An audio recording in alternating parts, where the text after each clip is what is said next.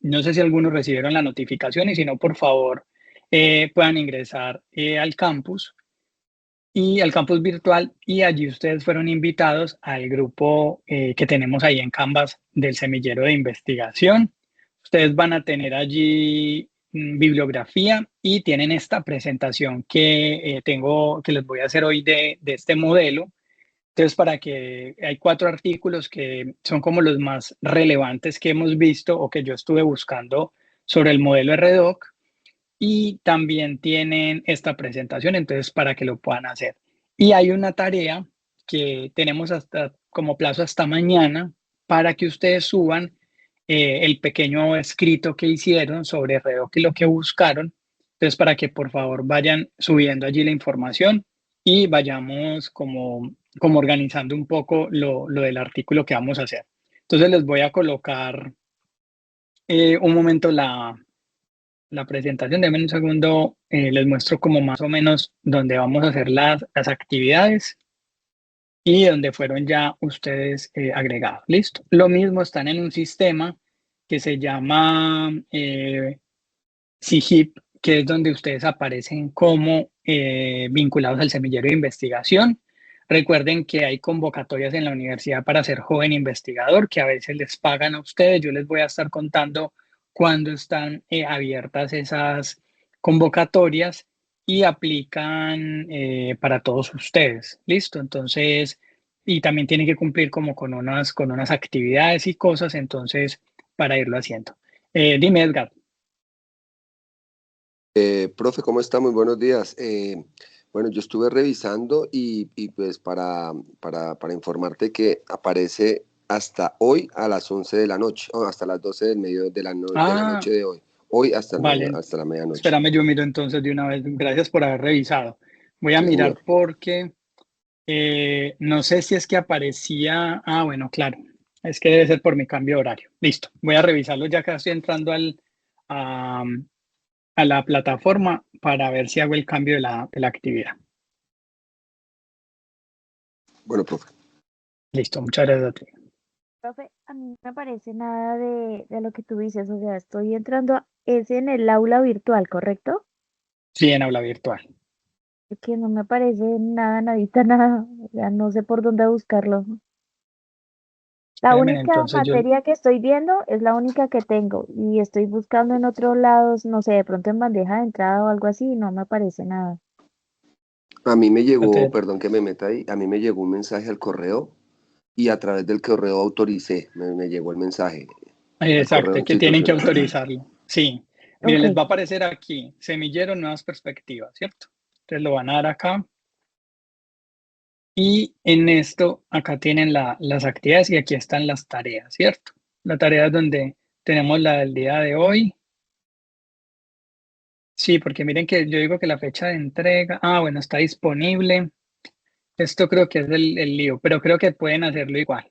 Venga, yo miro si lo puedo aquí editar.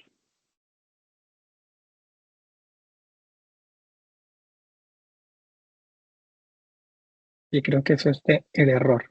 Listo. Entonces está disponible desde hoy. La fecha de entrega es hasta mañana a las 11 de la noche. Listo, para que lo puedan organizar.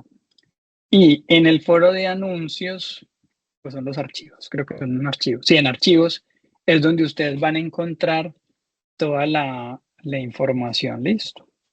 Y venga, yo reviso quiénes me faltan por agregar. Recuerden que tienen que darle a aceptar. Miren que me falta todavía Jorge, Jonathan falta, eh, Rocío Amparo también, Laura Natalí, Camila, ya Diego aceptó, Cristina también, Zaida falta, Jennifer falta, Cassandra falta también, Carmen también, Jenny no porque es la encargada de investigación, Lilibet también, Nicolás. A ver, Laura, ¿por qué no me sale acá?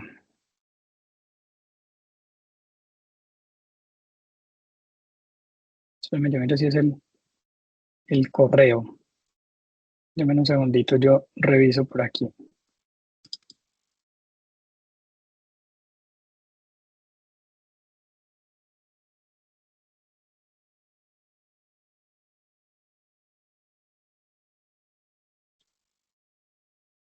Ahí se Ahora aparezco. aquí Laura sí, Carolina.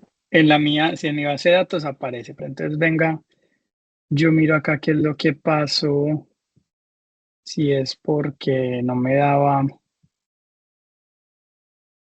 yo si me da poligram.com.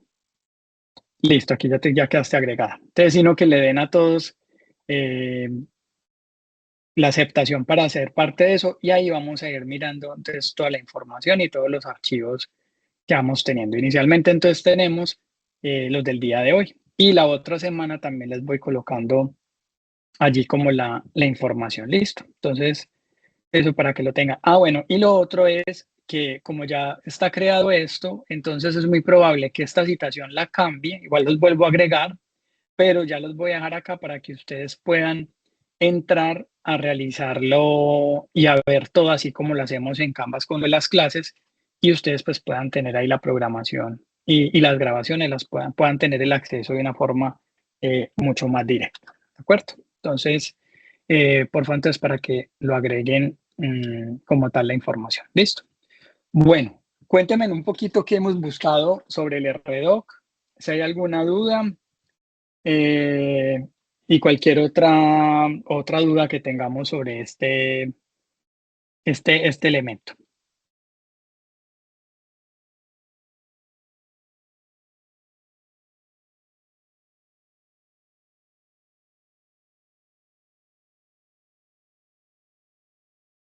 Profe, bueno, ya estaba mirando lo del RDoc y tengo una duda, o sea, ¿tanto psiquiatría permite eso, o sea, acepta eso, es válido ahorita o solo dicen nada, y ganas de molestar, ahí sí cállese, o algo así?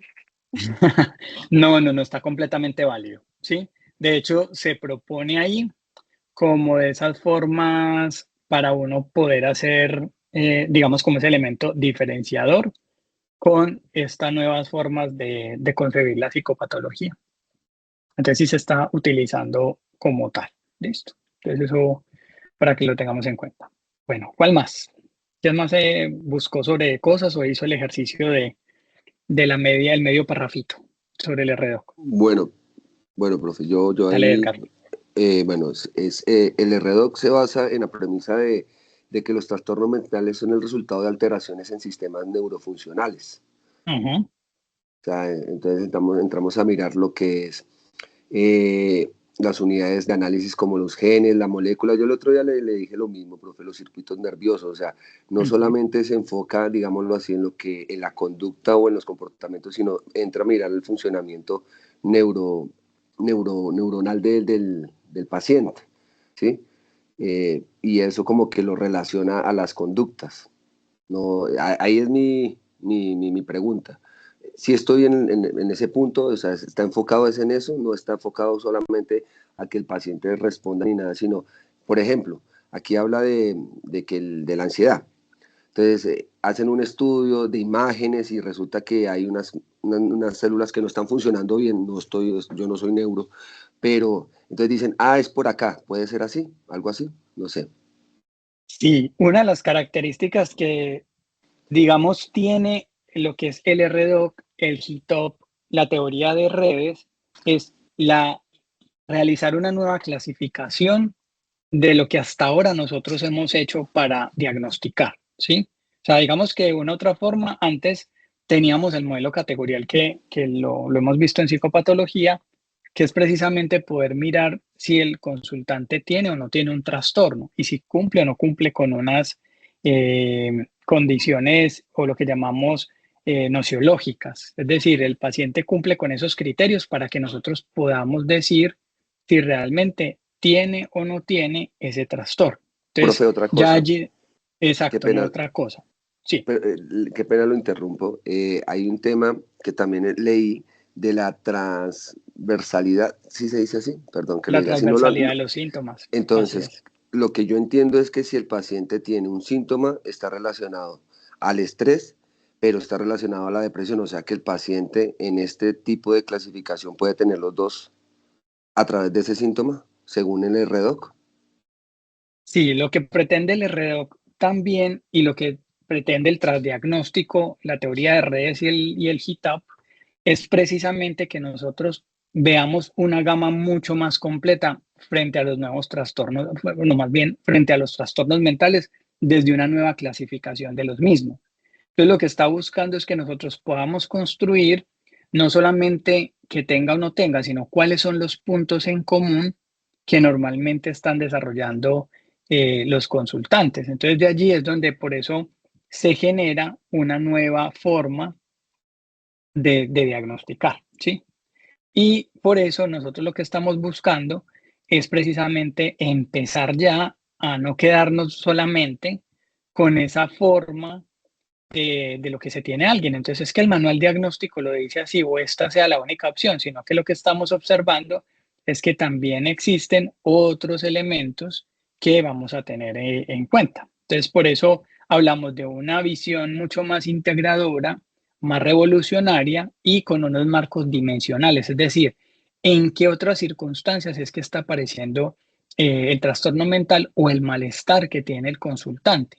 Y de allí va a permitir que nosotros empecemos a comprender muy bien esos trastornos como tal. Entonces, eh, la crisis que normalmente se empieza a generar a partir de cuando sale el DSM-5 en el 2013, pues es precisamente que cada vez más esos modelos de diagnóstico no están siendo suficientes. Primero, porque los trastornos mentales se están volviendo cada vez más eh, una situación más difícil porque están migrando, es decir, el paciente no está mejorando por más que lo identifiquemos. Y lo segundo es que los criterios no son suficientes para darle una explicación al fenómeno de un trastorno mental como tal. Ustedes recuerden que nosotros tenemos en la psicología tenemos una gran disputa de que si es ciencia o no es ciencia, o si normalmente tiene como los elementos para basarnos simplemente en un modelo fenomenológico, es decir, solamente conocer la enfermedad mental o esos elementos de la persona mediante procesos psicológicos. Entonces nosotros lo que estamos explicando, el origen y la etiología, es precisamente o en un error del procesamiento de la información o en otro tipo de elementos que lo que están generando en definitiva es un malestar, pero que no se sabe qué hacer. Entonces, de ahí es donde nosotros empezamos a ver las limitaciones que tiene el trastorno. Entonces, por eso hablamos, el DSM-5, 2013, va a sacar un apartado que se llama la sección 3, donde empieza solamente a hablar, ya toda la palabra Laura, donde empieza solamente a hablar de un modelo dimensional solo para los trastornos de personalidad. Pero en esas dimensiones del trastorno de la personalidad se siguen categorizando en 18 que están en 3 grupos, pero no en ningún momento se le ha dado esa versatilidad que tienen otros tipos de teorías que hablan solamente de la personalidad como un patrón persistente, sino estamos hablando de unos rasgos y también de unos elementos estructurales. Laura, cuéntame. Profe, no sé si me vaya a enredar. Inicio con que el RDoC yo busqué y me decía que habían 5 enfoques principales, que era el sistema de valencia negativo, el valencia positivo, el arousal, Ujú. los procesos sociales y los sistemas cognitivos. Si el RDoC maneja, digamos, como estas 5 bases, o sea, el DSM-5 y el CIE-10 no las toman en cuenta, ¿correcto? Correcto. ¿Y Por eso se cómo hace un modelo nosotros alternativo. y cómo nosotros vamos a enfocar estas 5 hacia ese lado o no las van a tocar y se va a crear como un nuevo libro, digamos así, RDoC? ¿Sí? ¿Estoy bien? Bueno, ¿Estoy mal? si un nuevo libro, Laura, no va a salir. Eso está claro porque cuando sale el DSM-5 en la versión revisada y la CIE 11, no se está teniendo en cuenta ese elemento. Creo que ese elemento mm, va a demorar. ¿Por qué va a demorar? Porque apenas lo venimos hablando desde hace 10 años. Y es un modelo que para que se vuelva más robusto, tienen que tener unas investigaciones y una aplicación. Es lo mismo para poder llegar al modelo categorial. Se tuvieron en cuenta muchos aspectos históricos que fueron donde se tuvieron en cuenta de los grandes filósofos y, por ejemplo, específicamente en Karl Jasper, en Jasper, que normalmente se hablaba del fenómeno psicológico, ¿sí? Entonces, para hacerlo, vamos a demorarnos con eso, pero digamos que de una u otra forma en la evaluación psicológica, nosotros ya venimos trabajándolo. Es decir, cuando uno remite al neuropsicólogo ciertos elementos de que uno observa que el paciente o no mejora o que hay un fallo en en las funciones ejecutivas, o cuando se remite a psiquiatría o a neurología, también estamos haciendo un poco lo del RDoC. Pero lo que se habla básicamente es que nosotros no lo estamos haciendo los diagnósticos teniendo en cuenta estos elementos, sino que lo que hacemos es, decimos que si tiene o no tiene, generamos el diagnóstico y de una vez ya estamos diciendo que la persona tiene esto. Y lo que está invitando el nuevo modelo o estos nuevos modelos es primero mirar cuáles son los síntomas comunes que tienen las personas. O en otros casos, cuáles son esos elementos que normalmente predisponen a la persona. Entonces, hay elementos ambientales, hay elementos biológicos, hay elementos neurológicos y hay elementos que tienen que ver con un tema de procesamiento de la información o los procesos básicos. Entonces, por eso se amplía más la gama de poder evaluar al paciente para poder determinar si tiene un trastorno o no. Por eso ustedes han visto que el DSM-5 ha tenido muchas dudas sobre los diagnósticos porque de una u otra forma tiene como muchos elementos que son más generados por instituciones. Es decir, la APA propone esto con el apoyo de tal universidad, con otros elementos, pero que en sí no muestran una evidencia de lo que hay. Entonces, a veces nosotros observamos todos estos elementos, pero no le prestamos mucha atención. Entonces, vamos a mirar, por ejemplo, en el tema de la antisocialidad. Si uno puede decir la persona es antisocial, pero de una u otra forma hay un componente también que se genera o se origina o es etiológico, por ejemplo, en la amígdala, ¿sí? Eso ya dice que hay que entender un poco este tema de su conducta, pues precisamente con esos aspectos que muestran esa condición. Entonces, por eso hablamos de unas dimensiones que son ignoradas y además en qué contextos es que aparecen estos elementos. Por eso la psicopatología existe en continuos, es decir, para el DSM-5 impone cortes arbitrarios que generan baja fiabilidad de los diagnósticos. ¿Tiene o no tiene? Se habla de un modelo alternativo, pero ese modelo alternativo se basa en las teorías de otras personas que ya han hecho. Entonces, el Big Five, se tiene el de la triple vulnerabilidad de Barlow. Entonces, todas esas teorías se van teniendo en cuenta, pero que van dejando de lado la complejidad que tienen los trastornos, sobre todo cuando lo vamos a diagnosticar. Por eso se van generando estas nuevas reflexiones para poder entender por qué aparece eso en determinados momentos. Entonces, en la teoría de redes va a hablar de un síntoma puente. Es decir, para que haya aparecido la ansiedad, tuvo que aparecer otro síntoma de puente que era mi vulnerabilidad. Pero aparte de la vulnerabilidad, tenía que haber otro nodo, por así decirlo, que es el error en el procesamiento de la información. Entonces es la atención, lo que hablamos de cuánto la persona tiene enfocada la atención para poder hacer que eso genere que se sienta vulnerable. Entonces estos son todos los elementos que nosotros vamos a mirar.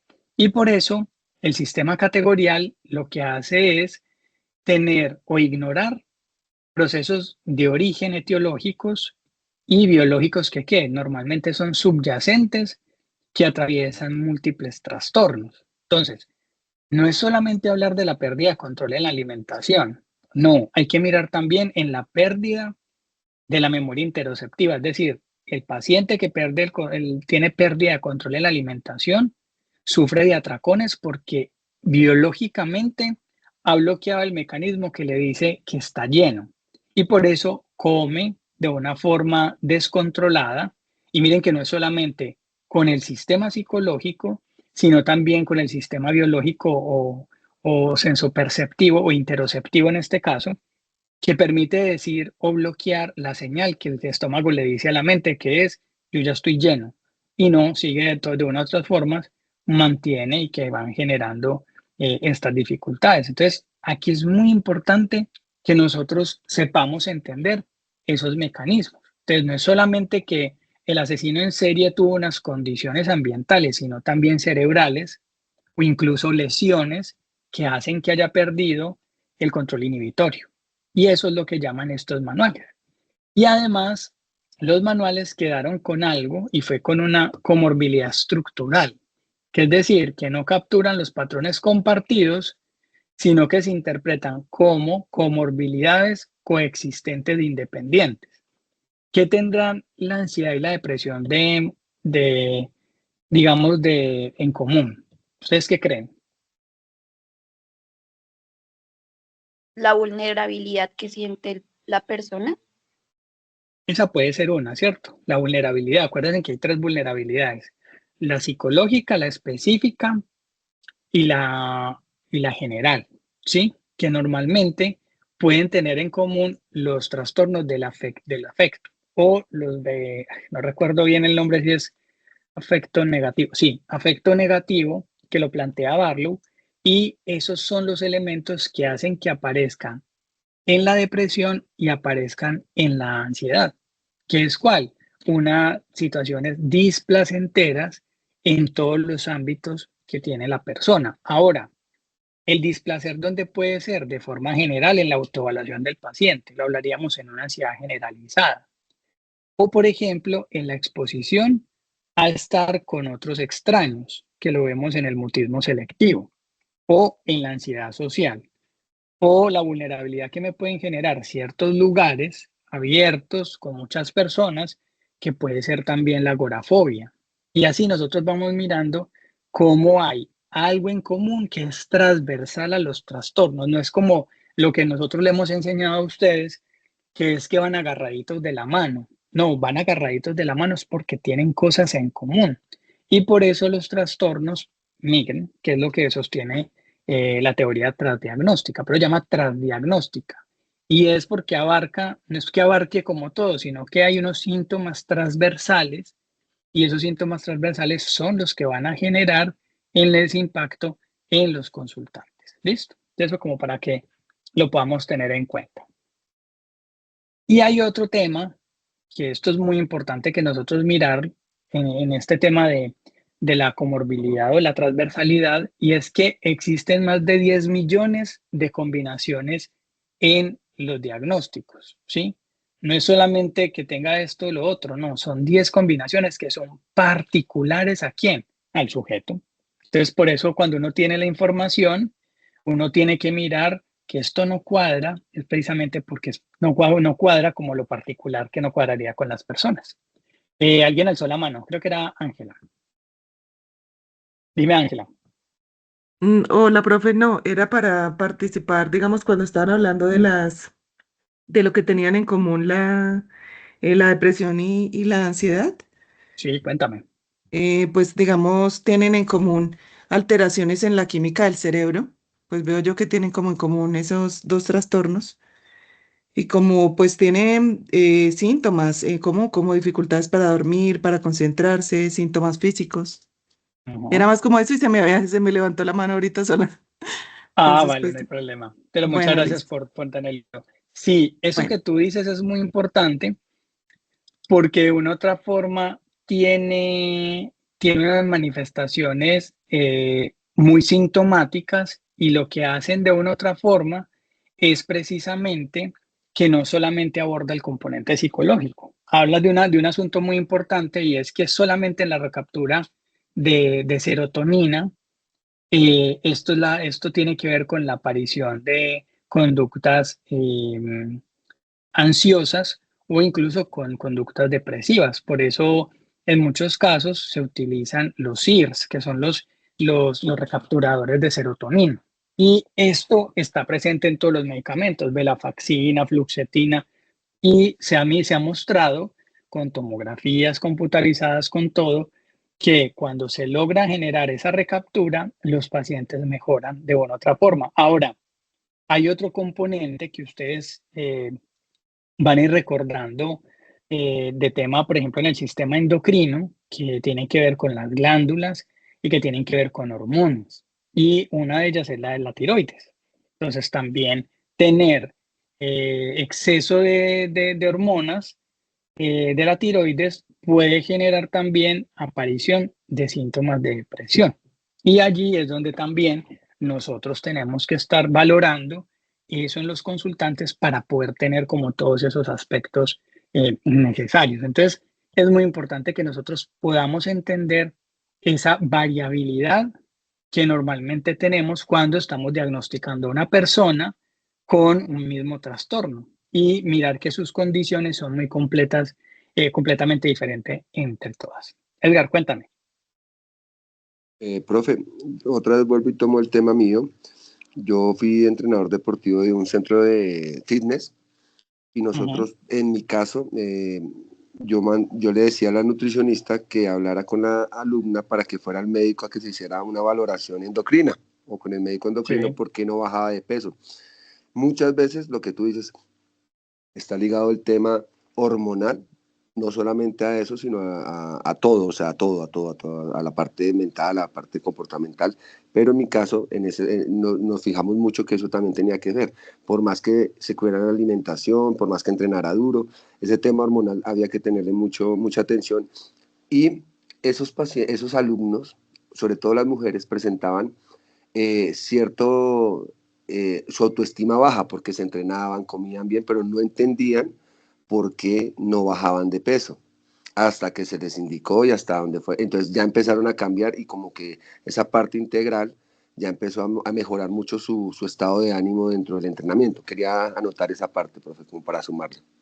Muchas gracias. Sí, eso incluso miren que hasta el desempeño deportivo no solamente se va a mirar en hábitos ni en esfuerzos, sino también en unas condiciones de predisposición, que al final lo que van a permitir, pues es precisamente que nosotros podamos evaluar ese desempeño. Por eso, quienes quieren dedicarse al entrenamiento deportivo, pues tienen que mirar también todas las condiciones que hay alrededor del rendimiento, ¿sí? Si duerme bien, si no tienen, si tienen pensamientos anticipatorios, si hay una predisposición, etcétera. Hay que evaluar muy bien todo esto porque eso va generando. Por eso ustedes ven que incluso algunos deportistas, ya te voy a dar la palabra Rebeca, que cuando van a bloquear los pensamientos disfuncionales o ese miedo escénico que puede generar la ansiedad social, se colocan audífonos y se desconectan completamente de eso como una estrategia de afrontamiento de poder ligar muy bien la atención, ¿cierto? La atención en su objetivo, no la atención en algo que pueda incrementar o que pueda generar otro tipo de dificultades. Entonces allí es donde surge como esa necesidad de nosotros poder entender que no hay ningún síntoma central. Rebeca, cuéntame. Buenos días, no sé si me escuchan en la calle. Te escuchamos muy lejito. Si quieres, pégate más el micrófono para escucharte bien. Yo pienso que de todas maneras, a mí me parece que es importante para Rebeca, yo no logro escucharte muy bien. Te escucho No, ni yo súper lejos. tampoco. Escucha con Sí, mucha distorsión. con mucha distorsión. Si quieres, vuelve a ingresar o búscales el lugar donde puedas hablar más cerquita desde el celular, que no te escuchamos bien. Bueno, mientras ella termina de conectarse, entonces vamos a mirar que los diagnósticos entonces comparten síntomas entre sí y esto dificulta que haya un diagnóstico diferencial y lo que permite también evidenciar que hay una falta de fronteras claras. Entonces, si hay dos situaciones que tienen en común un trastorno o varios trastornos, ahí es cuando se empezó a dar solución de una u otra forma y se crearon lo que se llamaron los espectros, ¿sí? Es decir, ¿qué tienen en común los síntomas para poderse explicar. Entonces, en el autismo, ¿qué tienen en común? Una de las cosas es la poca, digamos, cultura prosocial que se tiene para identificar o para mitigar mi opinión frente a las emociones del otro, o el contacto visual o la empatía. Entonces, ya empezamos a hablar de que era un espectro, no que quien tuviera esto, entonces era Asperger, y quien tuviera esto era autismo severo, sino que empezamos a decir el autismo tiene dos variantes, una que se caracteriza por estas dificultades sociales. De hecho, cuando lo vimos, los que estuvieron conmigo en psicopatología, vimos que normalmente se hizo una gran diferencia sobre todo haciéndole mucho énfasis en las dificultades sociales, sobre todo en el espectro. Y por eso el duelo patológico también se empezó a hablar como un duelo, pero es decir, es una pobre gestión en las emociones o específicamente en la pérdida, que antes se metía en que era muy diferente la depresión de un duelo, y empezamos a ver que había un asunto que estaba más relacionado con las manifestaciones que las personas tenían con el apego. Y esto ya hablaba de un tema que era en el afecto. Y se empezaron a tomar elementos que lo diferenciaran y que también se hablaran de que tenía una diferencia en el tiempo o en los meses de duración. Y ahí es donde nosotros empezamos a construir precisamente esas nuevas alternativas. Listo, Rebeca, no hay ningún problema. Si quieres lo escribes ahí y yo ya lo leo para que todos los compañeros puedan tenerlo como en cuenta.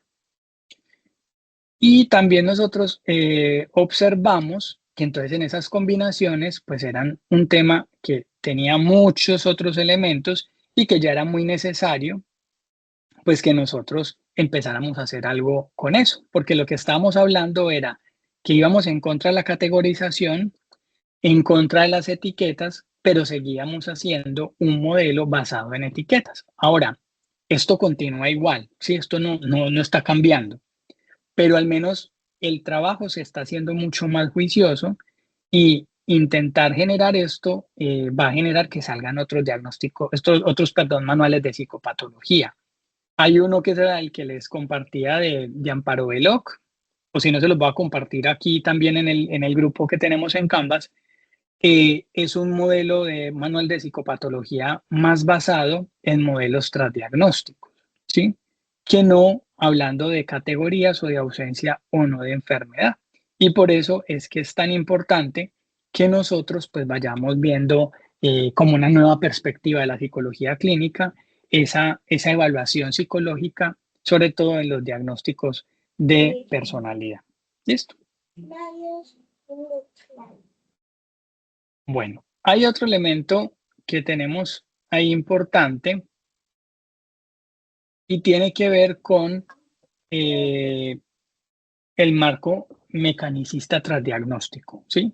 Y eso es muy importante que ustedes lo tengan en cuenta, mis futuros colegas, y es que esto va a permitir, como lo hablaba Edgar al principio, una plataforma científica, o es decir, una visión mucho más científica, en donde se va a tener en cuenta la neurociencia, la psicología experimental, es decir, estudios con análisis en dos grupos. Recuerden, cuando hablamos siempre de psicología experimental, nosotros estamos hablando de esas investigaciones que están mostrando cómo el estar expuesto o el estar inmerso o el estar en muchas situaciones, como en tratamientos donde se están comparando con un grupo control y un grupo no control, van a generar unas conductas que son las que se van a estudiar. Y ahí entonces es donde uno muestra qué tan eficaz, qué tan válido son las intervenciones que yo estoy haciendo, y al mismo tiempo están generando un nuevo conocimiento, ¿sí? Y esto va a permitir que podamos estudiar la psicopatología. Entonces, el modelo RDoC va a tener básicamente dominios funcionales, que es poder entender cuál es la recompensa o el sistema de recompensas que hacen que esa conducta se repliegue. Esto es muy conductista, esto sigue teniendo las mismas fundamentos teóricos en la psicología experimental, en la psicología del aprendizaje, en la psicología conductista, ¿sí? Con los estímulos y las respuestas. Entonces, aquí hay que mirar cuáles son las recompensas que tienen el sujeto para aprender una conducta. Pensemos en un narcisista, ¿qué sería de un niño que no se le sobrevalore lo que hace? No generaría este comportamiento narcisista. Tenemos que ver también cuáles son la amenaza que tiene que ver con ese sistema ambiental que también genera una vulnerabilidad en el sujeto.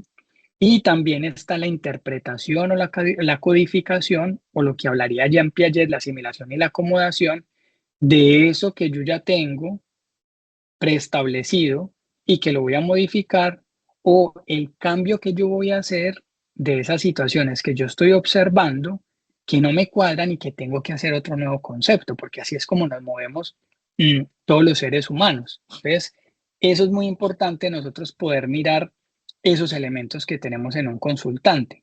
Y por otro lado, poder nosotros observar esos procesos sociales que permitan la regulación fisiológica o que permitan conocer la interacción. Entonces ahí es donde vemos cómo esos factores de riesgo también influyen en esos aspectos de la aparición de los síntomas o del trastorno como tal. Tenemos también entonces unas unidades de análisis, ¿cierto? Que eso implica que tengamos en cuenta la conducta generada de una u otra forma como parte o como una consecuencia o una causa de los procesos, no solamente de los estímulos, sino del procesamiento de la información, todo lo biológico que tiene que ver con genes, moléculas, células, circuitos neuronales, que también se tienen en cuenta.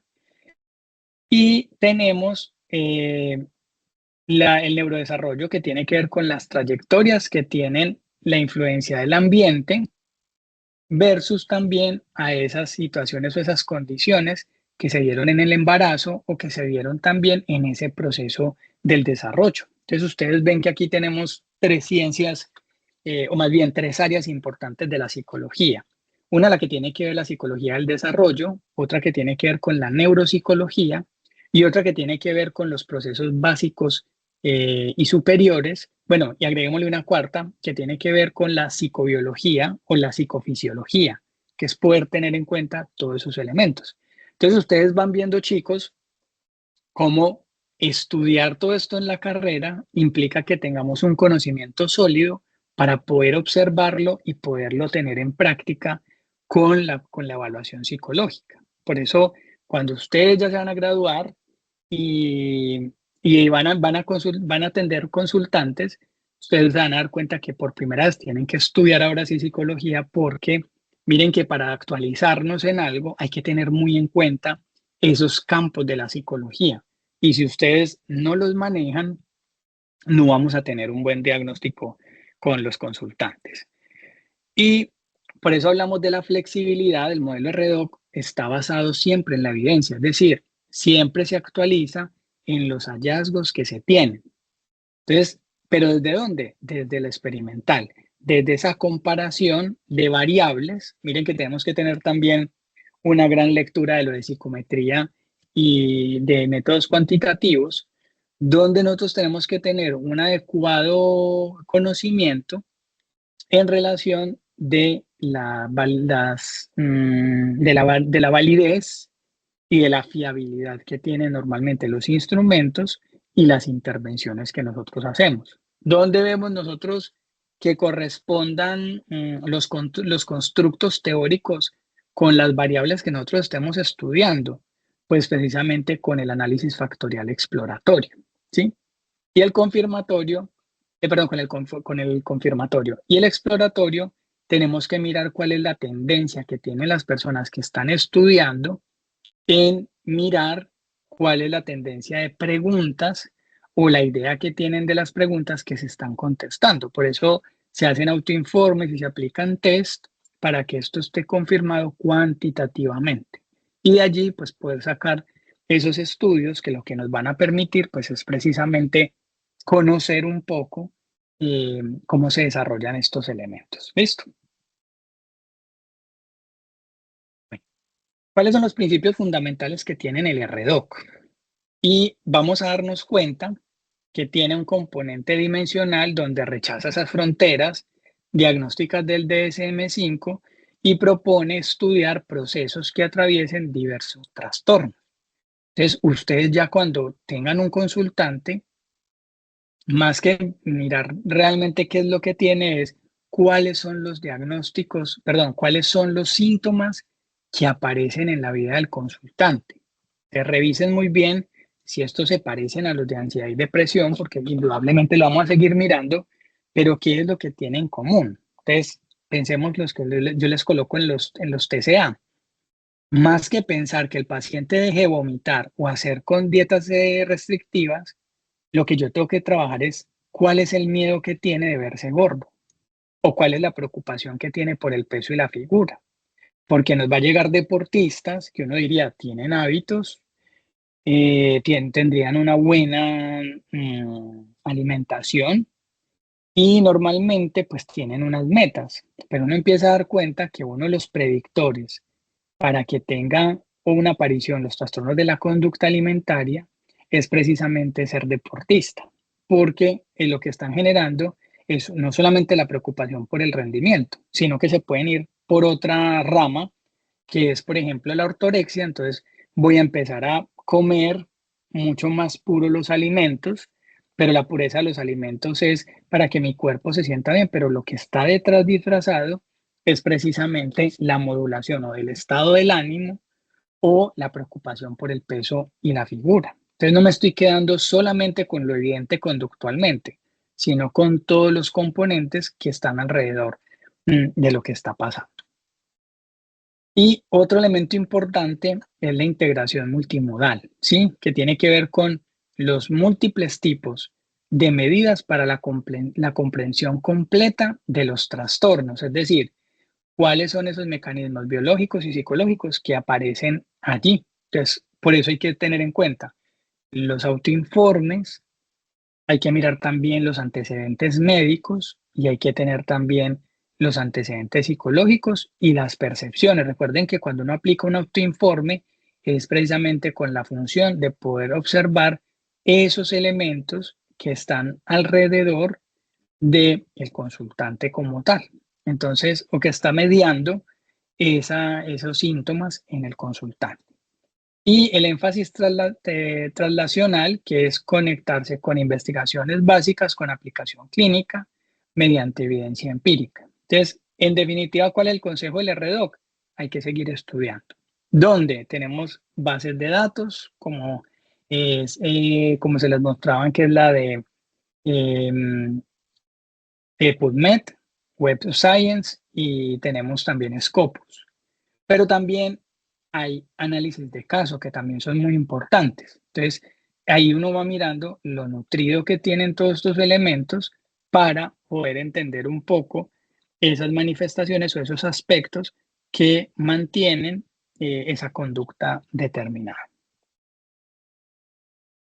Y cuando lo comparamos con el modelo GitOp, que ustedes recuerden que aquí lo que estamos mirando en el modelo de clasificación, esto yo lo voy a tocar el próximo encuentro, es que hay así como en general el modelo GitOp es una clasificación empírica jerárquica que busca ¿qué? Hacer una reconstrucción completa basado en elementos estadísticos, pero lo llamamos análisis factoriales, que describe la psicopatología desde un componente más amplio. Entonces aquí es donde sale la palabra espectro, que lo que se refiere es que hay condiciones que tiene los trastornos dados por elementos internos del paciente, es decir, por el error de su procesamiento de la información, o dados por objetos externos, ¿sí? Que tienen que ver con ¿qué? Con trastornos más neurodegenerativos, algún tipo de virus, de algún tipo de bacteria, o por consumo de sustancias psicoactivas, ¿sí? Y que tienen que ver también con la distorsión que puede contener la persona, componente somatomorfo o manifestaciones somáticas que tienen en la persona, como el caso del dolor crónico, y el tema de desapego, que tiene que ver con el afecto y con la seguridad que se tiene en los vínculos, ¿sí? Como en el caso de que el trastorno evitativo de la personalidad o los de tipo A que tienen que ver con el esquizotípico, esquizomorfo, esquizoafectivo, etcétera, ¿sí? Ahí tienen que ver con eso. Y hay otros factores que pueden tener las personas o subfactores que están relacionados, por ejemplo, en la ansiedad, están la teoría del diátesis estrés, o en la ansiedad también tiene que ver la vulnerabilidad manifestada en el miedo, o en el caso del trastorno límite de la personalidad o el trastorno histriónico, que tiene que ver con una externalización desinhibida, o en los casos de manía, que normalmente las personas tienen ese comportamiento más relacionado con una euforia que hace que no se midan las consecuencias o que no haya una forma de darle solución a los problemas que normalmente se tienen en el día a día. Y ya vemos los síndromes, que ya son manifestaciones o categorías sintomáticas que pueden ser generales, ¿sí? O que comparten en común elementos para que puedan ser parte o de una ansiedad generalizada o de una depresión o de un trastorno de pánico, etc. Y hay componentes afectivos que tienen que ver también con el disfrute, lo que llamaríamos, o la falta de disfrute, como es la anedonia, y ya componentes de irritabilidad, de impulsividad, pero que son característicos de qué? De determinados síntomas a partir de procesos internalizantes o de procesos o errores en el procesamiento básico y superiores, ¿sí? Entonces, el modelo HITOP normalmente tiene esos elementos. La ventaja que tiene este modelo, que al ser basado en análisis factoriales, pues vemos que tiene una robustez psicométrica, que normalmente son rigurosas, es decir, tienen un método, tienen una forma de analizar los datos y que normalmente van a generar una información mucho más empíricamente validada y una mayor seguridad. Entonces, por eso se basan en las pruebas que se aplican, son pruebas estandarizadas y pruebas que normalmente están validadas en el país donde están. Tienen una comorbilidad estructural donde normalmente captura patrones, pero llama jerárquico, porque puede hacer todas esas diferencias y va a generar como este estudio como parte fundamental para entender el funcionamiento psicológico de un consultante en un aspecto como clave y es la aparición de un trastorno. Y otro de los elementos que tiene importante el modelo HITOP o HITOP es precisamente poder hacer una mayor predicción y evolución de las respuestas que tienen los trastornos frente a un tratamiento. Entonces, aquí ustedes ven que utilizan el pretest y el posttest, pero también analiza la puntuación que se tiene versus a los estándares que se tienen, por ejemplo, con los baremos de una prueba o con estudios previos o normalmente la prevalencia que tienen hombres y mujeres y la aparición en países, en algunos países de los trastornos o otros elementos exteriorizados. Bueno, y el último factor también es la estabilidad temporal que tiene. Y es precisamente, dime Alejandro. Profe, me gusta mucho este modelo. Y te iba a preguntar, en cuanto a las pruebas psicométricas, ¿cuáles son las que más aplican en este modelo? Pues básicamente son cuantitativas, ¿cierto? Que tienen digamos, una evaluación y una validez en las propiedades. Es decir, que utiliza, no sé, voy a inventar acá, por ejemplo, entre una variable cuantitativa y una dicotómica, entonces voy a utilizar el modelo de Pearson, ¿sí? O el chi cuadrado, o el de Spearman que mide dos cuantitativas. O sea, tiene una validez psicométrica muy fuerte, primero porque se ha aplicado en una población y allí se han sacado unos valores. Segundo, porque tiene una robustez estadística, lo cual muestra que las propiedades no solamente han sido replicadas en una sola parte, sino en varias partes. Entonces, ¿qué es lo que tiene que mirar uno en definitiva? Pruebas cuantitativas y pruebas que normalmente estén validadas en el país. Y esto va a generar que nosotros tengamos mayor seguridad porque los datos que encontremos en nuestra muestra van a ser muy parecidos a los que se encontraron en otras muestras. Lo que quiere decir que la forma como estamos interviniendo están generando que los mismos resultados. Es como si a nosotros nos dijeran, este es el camino más rápido para llegar al centro y este es el camino que puede ser más largo, pero yo no sé qué puede pasar. Entonces, si este me da mayor certeza y seguridad, pues yo voy a tomar este porque tiene las condiciones precisas. A mí este modelo también me gusta muchísimo. Jorge me pregunta que las pruebas psicométricas varían en cada país. Eh, la validación de las pruebas, sí. ¿En qué sentido, Jorge? En que hay algunos países que las pruebas, por ejemplo, les pueden quitar algunas categorías porque cuando se aplicaron las pruebas psicométricas o cuando se hicieron en un país, no cumplían con ciertas condiciones para ese dominio o esa subescala. Entonces, lo que se pregunta en Estados Unidos seguramente en Colombia no se van a tener en cuenta o lo que se tiene en España.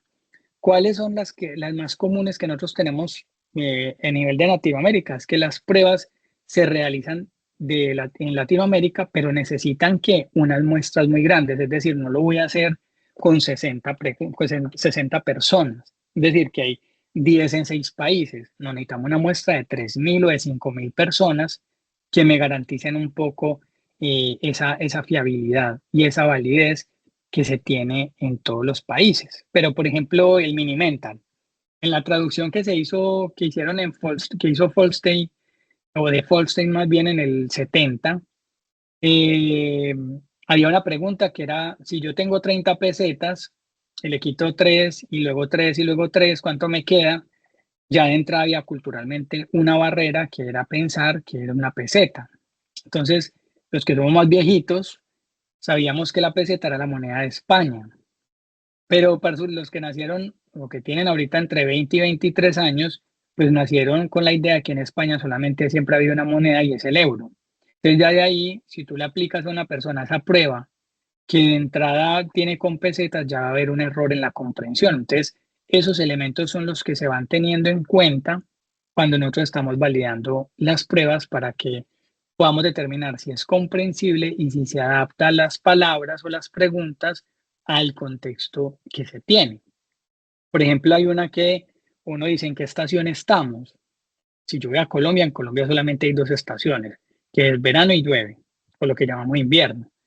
Pero si nosotros estamos acá en España, pues si yo pregunto que solamente hay 2 estaciones, aquí no lo hay porque acá sí están muy marcadas las 4 estaciones. Incluso hasta la manera de vestirnos tiene unas condiciones en los meses de septiembre y octubre, a las que ya tenemos ahorita en noviembre, diciembre y en enero.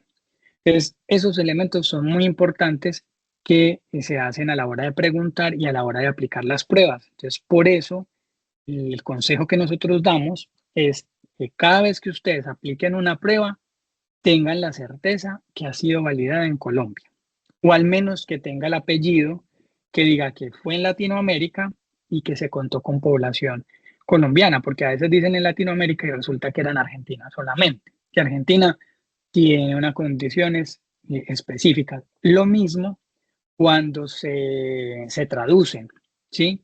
La traducción tiene que pasar por no creo si son 3 o 5 expertos del tema y que miren que la palabra, cómo se tradujo, tenga el mismo significado, ¿sí?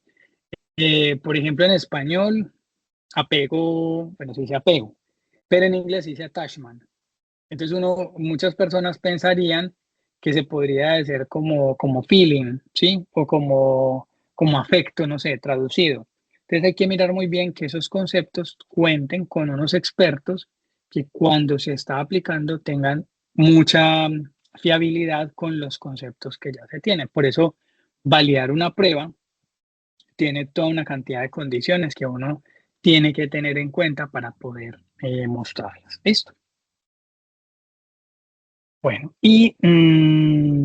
listo, lo que hablamos de la estabilidad temporal y es que los trastornos tienen unas dimensiones relativamente estables a lo largo del tiempo.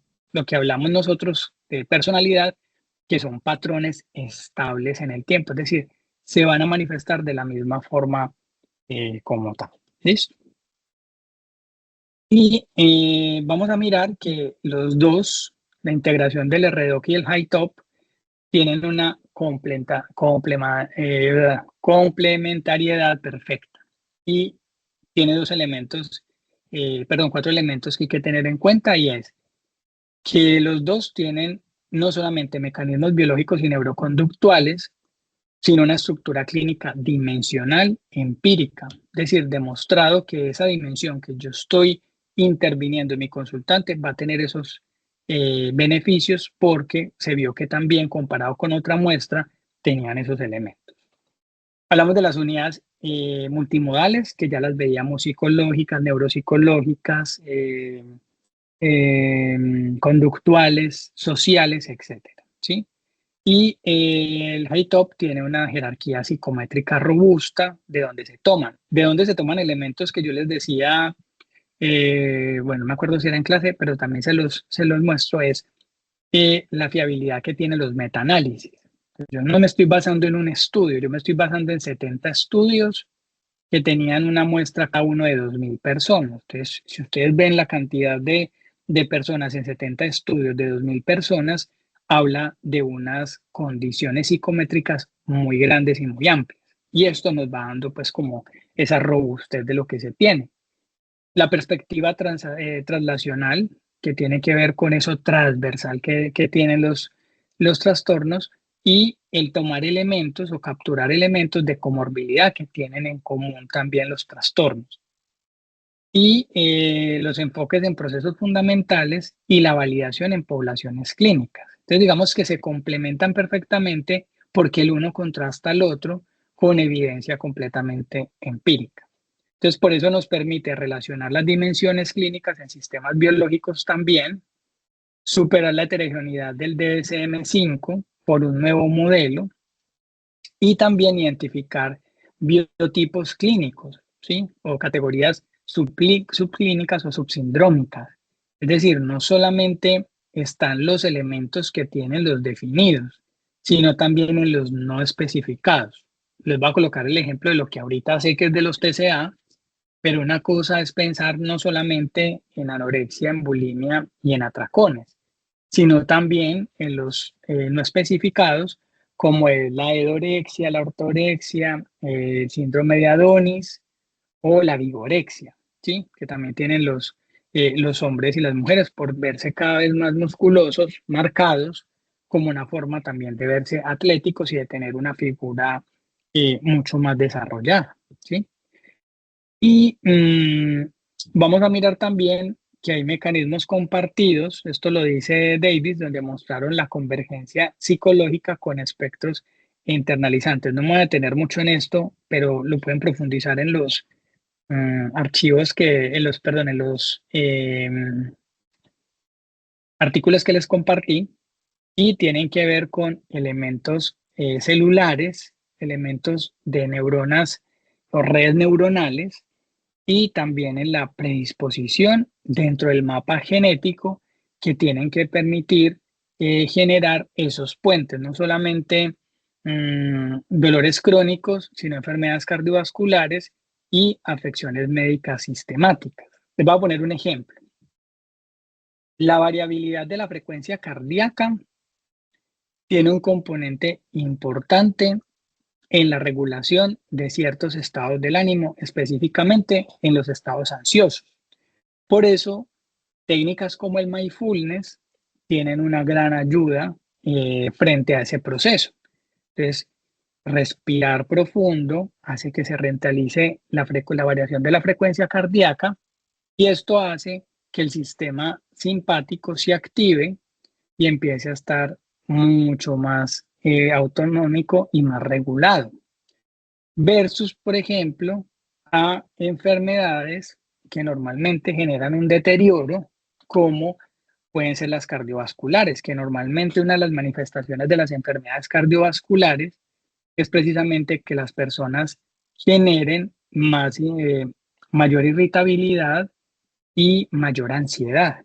Entonces, por eso siempre que una persona fue intervenida en una cirugía de corazón abierto o que tuvo algún otro tipo de elementos que generaron un cambio significativo cardiovascularmente, van a tener una afectación directa en el estado del ánimo.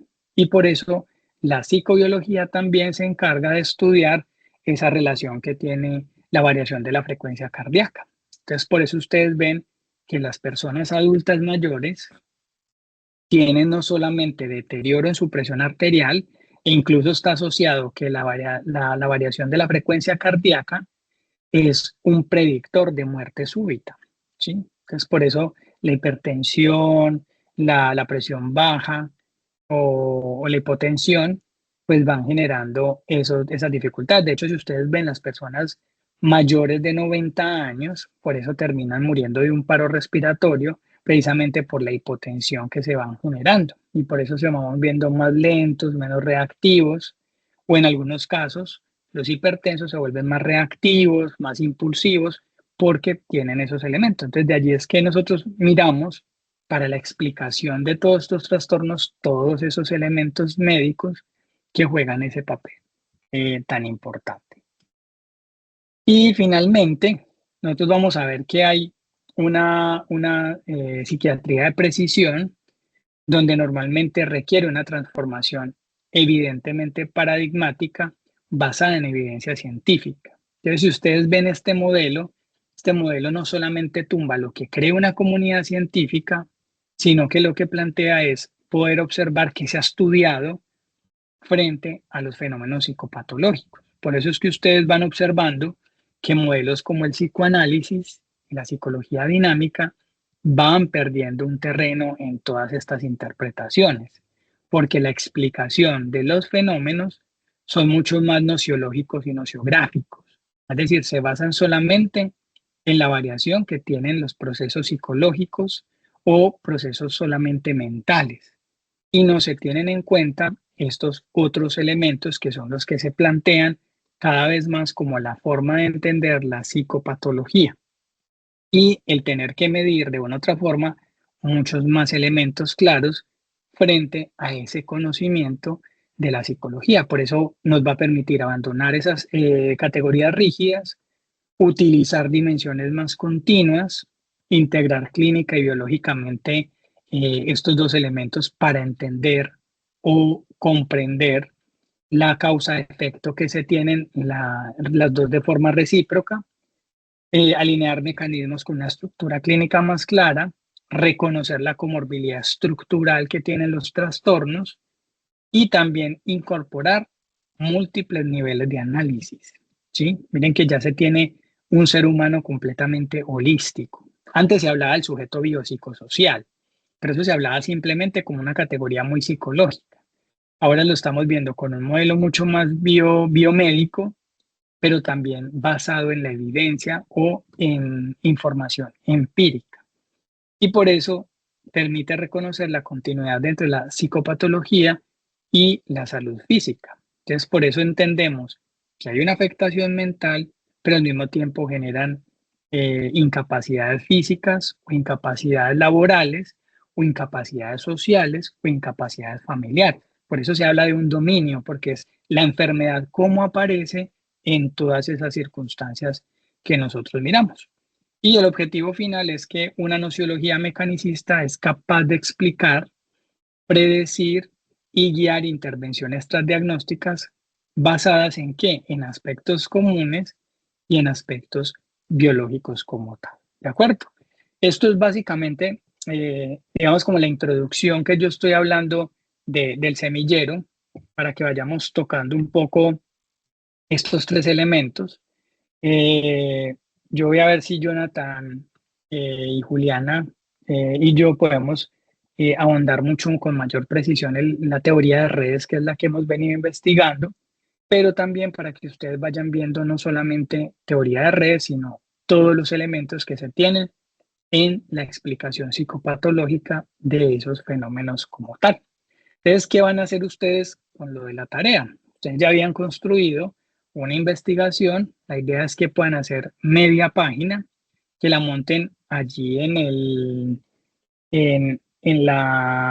el micrositio de Canvas o el aula virtual, hablando un poco sobre qué encontraron o quienes no lo hayan hecho, como cuál es la postura crítica que hay que tener frente a estos dos modelos, si están de acuerdo o no, y para que empecemos a construir el articulito que les decía.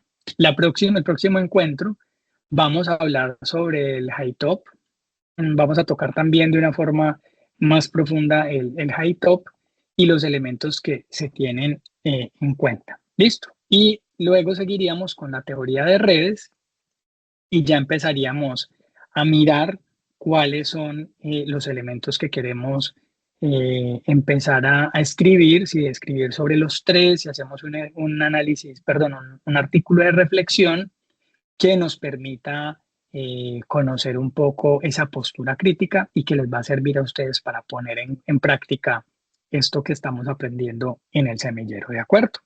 Entonces, ¿hay alguna duda, inquietud? ¿Es clara la explicación? Sí, profe.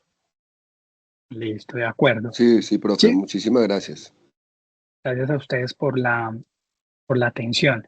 Les decía inicialmente que por favor revisen que a todos los he agregado, los que tengo en la base de datos, que por favor averigüen y revisen por favor en el aula virtual si les llegó la invitación al semillero allí. Y lo segundo es que ya los inscribí en SIGIP, que es la plataforma que tenemos en investigación, por si ustedes van a contar en algún momento que tienen experiencia investigativa. Esos certificados pueden salir a partir de allí de lo que oficialmente tenemos en la universidad. Entonces eso nos puede abrir también una hoja de vida como futuros investigadores. Jorge, cuéntame. Buenos días, profesor. ¿Cómo estás? Bien, profesor, dos preguntas. Inicialmente, pues había enviado como el link para participar en las clases. Al momento de ingresar, empieza a generar como ciertos errores en la plataforma y lo envía a uno al aula virtual, o sea, donde nosotros tenemos las clases que estamos viendo normal, psicopatología y otras. Entonces, al momento de que la aplicación Teams ya no está como notificando las reuniones, no sé por qué, si es que tiene que ver por la plataforma o, o es el mismo link. En la primera clase que envió el profesor, habían dos links, decían link para participantes y los links como de los desarrolladores, de las personas que desarrollan el link. Y traté de ingresar a los dos, pero en los dos generan el mismo error. O sea, tú le das clic, digamos, en participantes, él te pide el código de verificación y te manda directamente al aula virtual, pero no aparece pues como tal la clase, como decirlo así. Y la segunda pregunta, profe, era, usted nos estaba hablando de hacer como media página de un trabajo como de investigación. ¿Eso dónde lo vamos a publicar? Bueno, con la primera voy a revisar entonces bien. De todas maneras, con lo de las clases, intenta mirar normalmente en las dos citaciones que yo los agregué en los chats, si te aparecen los videos de las clases. Si no, voy a mirar y si no, los vuelvo a enviar todos esos links, porque creo que también hubo algo ustedes supieron que el Poli tuvo un hackeo y creo que de pronto esos iniciales o los borraron o miraron, pero yo los reviso esta semana y se los comparto. Y en el segundo, les estaba contando, venga, entonces yo les comparto rápidamente otra vez de información. Les estaba... denme un segundo que ya creo que esto no me dejó entrar. Profe, ¿sabes que con las clases anteriores a mí me parece que expiraron? O sea, no las puedo ver. Entonces, no ¿Aparecen sé, qué? ¿Con cuáles? Claro, los encuentros anteriores. Me parece que, perdón, Cassandra, no te entendí ahí. ¿Ahí me escuchas? Sí, ahora sí te escucho. O sea, voy a entrar a la grabación y me parece que Ujú. expiró. Ah, que expiraron las grabaciones. Listo, voy a revisarlas entonces. Las de psicopatología. No, estos encuentros, profe, yo no estoy Ah, con estos usted. encuentros. Vale. Sí, Es Listo, voy a verdad, revisar. sí. Yo también intenté ingresar a la primera clase y no, profe, Listo, pero entonces les voy a compartir esa también. de pronto el profesor nos podría compartir los links aquí en el chat, ¿no? Dame un segundito, se los comparto. Listo, entonces les voy a mostrar primero que tiene que ver con dónde van a estar, dónde van a entrar al ingresar, ¿cierto? Entonces van a entrar normal al aula virtual y en el aula virtual les va a aparecer acá semillero, ¿cierto? Que es el de nuevas perspectivas en psicología clínica. Le van a dar acá y ustedes deben darle a aceptar. Les debe salir una notificación, creo que es acá, donde les dice aceptar. Usted ha sido invitado al semillero, tienen que aceptarlo para poder aparecer. ¿Quiénes no me han aceptado esto para que ingresen? Entonces, Jonathan no le ha dado agregar, ni Rocío Amparo, ni Laura Natalí, ni Laura Carolina, pero Laura fue porque la acabé de agregar hace poquito. Está Zaida, está Jennifer, falta Cassandra, falta Carmen, falta Lidibet, falta Nicolás, falta Miriam y falta Juliana. Ya de resto, quienes están acá sin decir pendiente, ya pueden acceder. ¿Listo? ¿Por dónde van a ingresar lo de la media paginita? Les aparece aquí una tarea y la van a montar sin ningún problema. ¿Listo? Ahí les dice ubicar, subir y ya yo ya lo puedo revisar. Y el material que vamos obteniendo están acá en archivos. Entonces aquí les va a aparecer la presentación de hoy y le aparecen estos 4 artículos que fue donde yo estuve investigando. Y de ahí entonces ustedes pueden estar consultando ese material como tal. Listo. Eso para que lo tengan allí en cuenta.